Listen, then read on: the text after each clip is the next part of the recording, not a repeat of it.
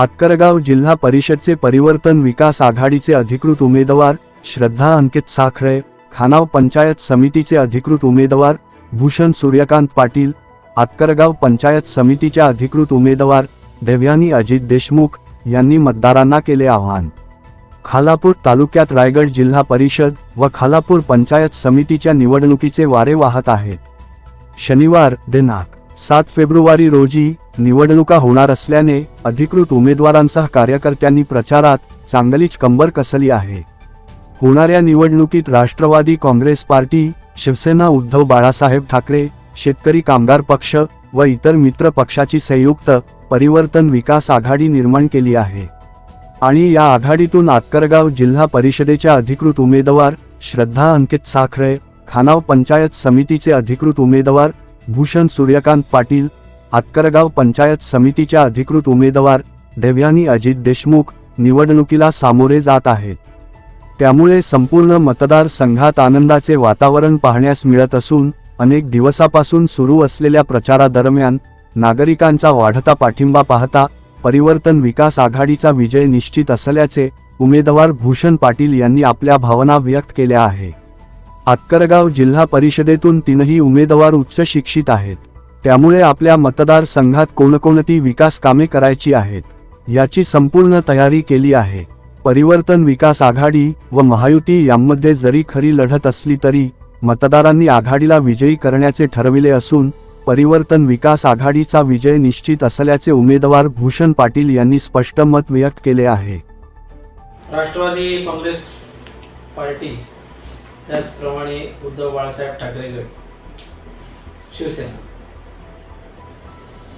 या दोघं एकत्रित आल्यामुळं नक्कीच या निवडणुकीला रंगत आलेली आहे। आम्ही दोन्ही पक्ष एकत्र आल्याने आमची ताकद दुप्पट वाढलेली आहे। त्याचप्रमाणे तुम्ही काल जर का बघितलं तर शेका पक्षाचे माननीय श्री किशोरभाई यांनी सुद्धा आम्हाला शेका पक्षाचा इथे पाठिंबा दिलेला आहे। त्यामुळे नक्कीच आमची ताकद ही वाढलेली आहे, त्याच्यामुळं आमचा विजय होईल याच्यामध्ये माझ्या मनामध्ये कोणतीही शंका असण्याचं कारण नाही। निवडणुका या 7 तारखेला आहेत। 2 दिवस मला असं वाटतं या निवडणुका आमचे पक्षाचे अध्यक्ष माननीय श्री अजितदादा पवार यांचं दुर्दैवी असं निधन झालं आणि त्यामुळं आमच्या पक्षाचीच आणि आमची खूप मोठ्या प्रमाणात हानी झालेली आहे आणि ही हानी न भरून निघण्यासारखी आहे। तरी पण आम्ही न रडता न थांबता ही निवडणूक लढणार आहोत, कारण अविरतपणे ज्याने विकासाचा ध्यास घेतला होता त्यांना आम्हाला जी श्रद्धांजली व्हायची ती येणाऱ्या 9 तारखेला आमच्या सर्व सीट्स आम्ही निवडून आणून त्यांना तेव्हाच श्रद्धांजली वाहू। कोणकोणती विकास कामे आपल्या समोर आहेत? आता जर आपला विजय झाला तर कोणकोणती विकास कामे आपल्या डोळ्यासमोर आहेत?